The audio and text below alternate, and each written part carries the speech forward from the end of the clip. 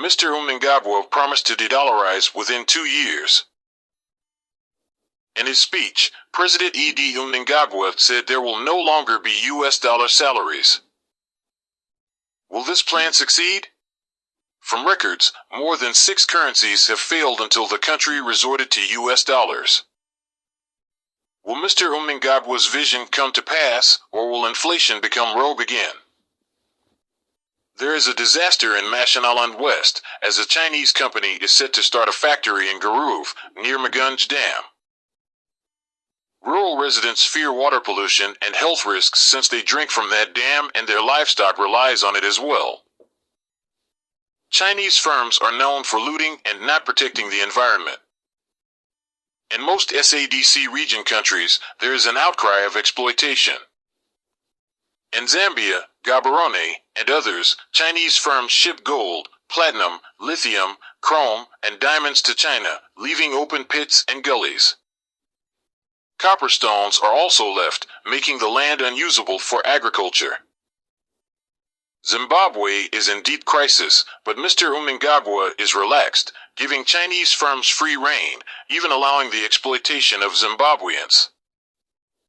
In the mines, some Zimbabweans have reportedly been beaten, raped, or left pregnant. When will this ZANU-PF Chinese puppet government show up to rescue Zimbabweans? In South Africa, Dr. Schreiber shared his life story, welcoming and promising to work with all departments of Home Affairs. He also thanked His Excellency President Cyril Ramaphosa for appointing him as the minister. UK elections have concluded, with the Labour Party winning and making Keir Starmer the new Prime Minister and head of the government.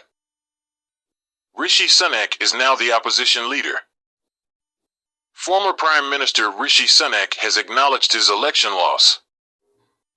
Ukraine President Volodymyr Zelensky calls Russia to peace negotiations for a ceasefire. This follows the visit of Hungarian Prime Minister and President of the European Union Viktor Orbán, a friend of Putin. EU members are now fuming against Orbán's unholy union with Putin. Orbán is set to dine with Putin in Russia. Mr. Munangagwa promised to de-dollarize within 2 years. In his speech, President Munangagwa said there will no longer be US dollar salaries. Will this plan succeed? From records, more than 6 currencies have failed until the country resorted to US dollars. Will Mr. Munangagwa's vision come to pass, or will inflation become rogue again? There is a disaster in Mashonaland West, as a Chinese company is set to start a factory in Garuv, near Munangagwa Dam. Rural residents fear water pollution and health. Mr. Munangagwa spoke on de-dollarization. This transition would eliminate the use of US dollars, which currently account for over 80% of transactions in the country. Last October, Munangagwa extended the use of the US dollar by 5 years until 2030 to alleviate concerns about impending currency policy changes.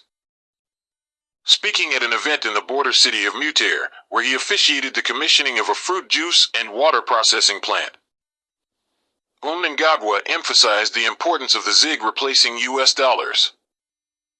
In 2 years' time, in fact, 2 years is too far, we will get to the point where when I see that the ZiG is available in every part of the country, Munangagwa said.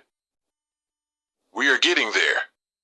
When you go to the shops carrying US dollars, they will refuse to accept them. Dr. Schreiber spoke about himself, saying, I grew up in the rural Northern Cape where I acquired a love for the outdoors and the spectacular beauty of our country that has remained with me.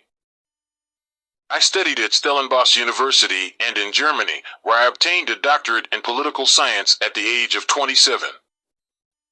I then went on to work as a senior research specialist for a program at Princeton University in the United States. In that job, I traveled to dozens of countries in Africa and Asia to interview officials like yourself about how they managed to build and reinvigorate government departments. I hope to put that experience to good use in supporting every staff member of Home Affairs to succeed. As much as I learned from my time abroad, I could not wait to return home and put my skills to use in service of my country. I was elected to Parliament in May 2019, where I served on the opposition benches for 5 years. The experience I gained in opposition was invaluable because it gave me a unique perspective on the challenges faced by people in their interactions with the government. It was the honor of a lifetime to be appointed by President Cyril Ramaphosa as your new Home Affairs Minister, and I intend to put my collective experience to work to help our team succeed.